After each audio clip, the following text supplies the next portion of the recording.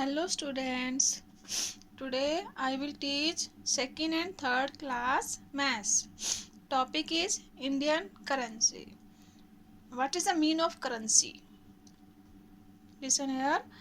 We require money to buy things from the market. हम market जाते हैं, वहाँ से हमें कुछ सामान खरीदना होता है, तो बदले में हम जो मनी पे करते हैं उसको कहते हैं currency. Understand? Form of Indian currency. Indian currency हमें किस फॉर्म में दिखती है या हमारे पास होती है? वो होती है रुपीस एंड पैसे. तो लिसन हियर, रुपीस की फॉर्म क्या होती है? नोट्स. और पैसे की फॉर्म क्या होती है? कॉइन्स. आगे देखिए, कॉइन्स ऑफ डिफरेंट डेनोमिनेशन. जो कॉइन्स होती है वो हमारे पास किस रूप में होती है? 1 rupees, 2 rupees, 5 rupees, 10 rupees. Understand?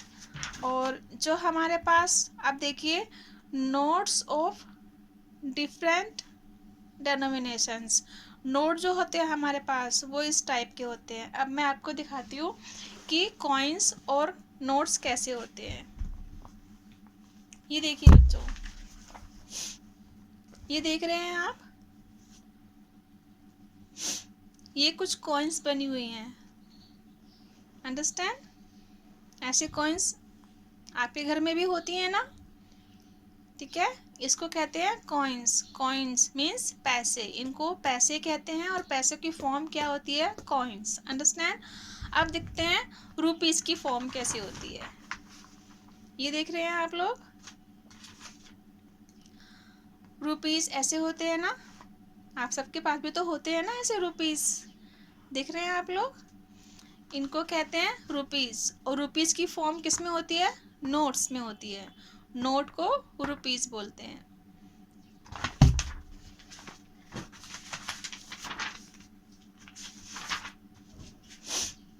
अब देखिए, आगे देखते हैं. हाउ मच पैसे इन 1 रुपीज, देन 100 पैसे इंटू 1 रुपीज. कि कितने पैसे हो हमारे पास कि उसका 1 रुपीज़ बन जाए. तो हमारे पास अगर 100 पैसे हो जाते हैं तो उसका 1 रुपीज़ बन जाता है.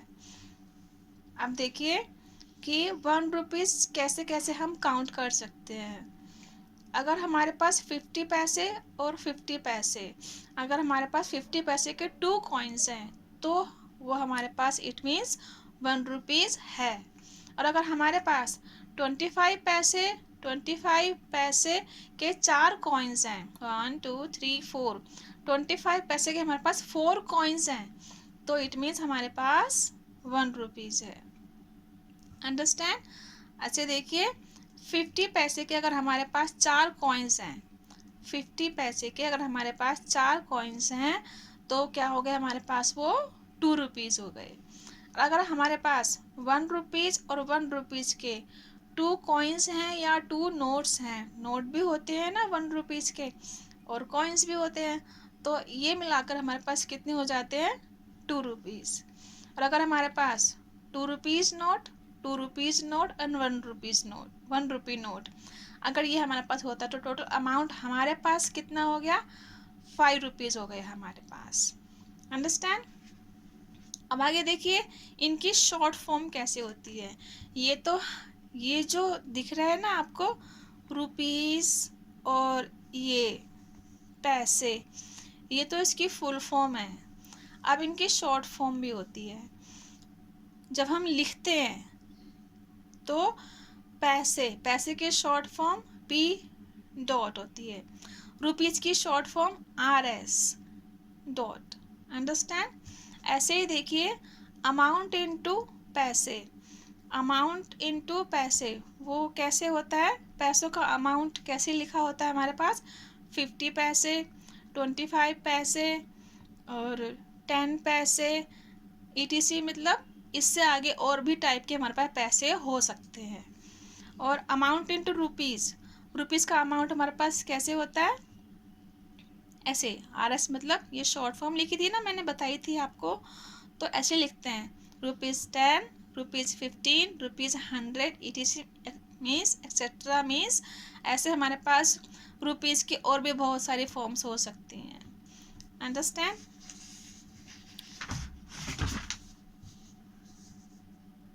अब देखते हैं, जैसे हमारे पास इट मीन्स, देखिए हमारे पास, जैसे हमारे पास अगर हम करना चाहें कि ₹2 ₹2 में इसको हमें कन्वर्ट करना है, कन्वर्ट इनटू पैसे। ठीक है, ₹2 को कन्वर्ट करना है पैसे में, तो क्या करेंगे हम, पहले हमें ₹1 में कितने पैसे होते हैं वो पता होना चाहिए। तो हमें पहले ₹1 की वैल्यू फाइंड करेंगे पैसे में। तो क्या करेंगे, ₹1 इक्वल टू 100 पैसे। अब हमारे पास हाउ मच रुपीज़, ₹2 हैं, तो क्या लिखेंगे, ₹2 इक्वल टू 100 पैसे। पी मैंने शॉर्ट में लिखा, 100 पैसे मल्टीपल ₹2 इक्वल टू 100 टू जा 200, तो क्या बन गए ये, पैसे। अंडरस्टैंड? सेकंड देखते हैं, अगर मैंने सपोज ऐसे क्वेश्चन लिखा कि ₹45 कन्वर्ट इनटू पैसे। अंडरस्टैंड? अब हमें बताना है कि ₹45 में कितने पैसे होते हैं, तो हम वही जो हमारी यूनिट होती है इसको फॉलो करेंगे हम लोग। अंडरस्टैंड?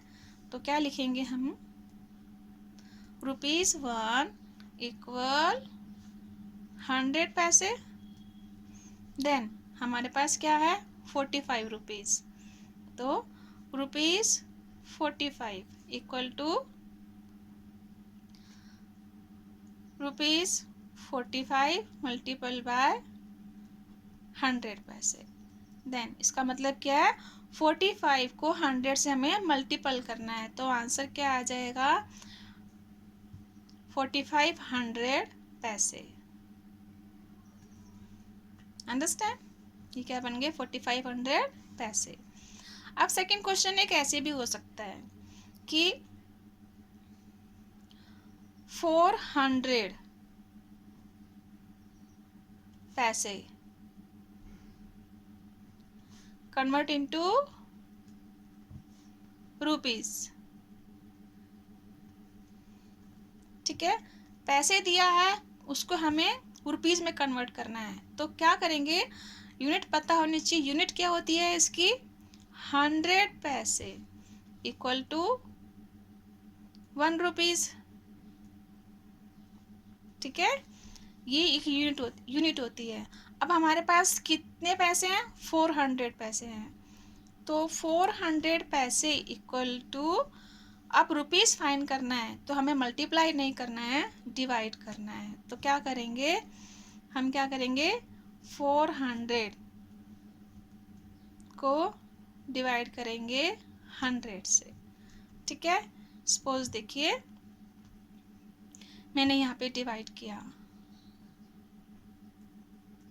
400 को 100 से डिवाइड करना है, तो अब टेबल तो आपको आता नहीं है 100 का। अंडरस्टैंड?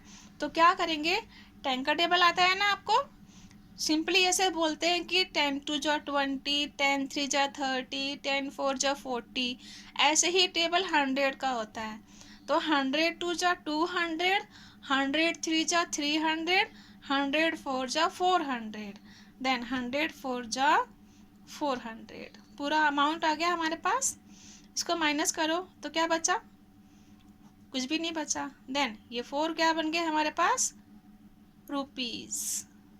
तो हमारा आंसर क्या आ गया 400 रुपीज़। इट मीन्स 400 पैसे equal to ₹4। Understand? I hope you understand with paise and rupees of Indian currency. Thank you.